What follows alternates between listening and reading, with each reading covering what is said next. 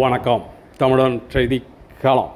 தமிழ்நாடு மக்களை வஞ்சிக்கும் மத்திய பாஜக அரசை கண்டித்து மயிலாடுதுறையில் திமுகவினர் ஆர்ப்பாட்டத்தில் ஈடுபட்டனர்.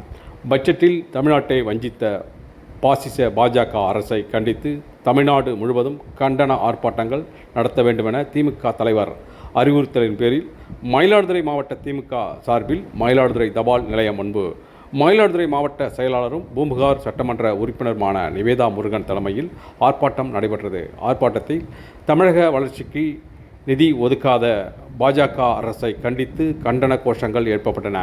ஆர்ப்பாட்டத்தில் சீர்காழி சட்டமன்ற உறுப்பினர் பன்னீர்செல்வம் உள்ளிட்ட மாவட்ட முழுவதிலுமிருந்து மாவட்ட, ஒன்றிய, நகர, பேரூர் கழக நிர்வாகிகள், சார்பணி நிர்வாகிகள், தொண்டர்கள் அதிகளவில் கலந்து கொண்டனர்.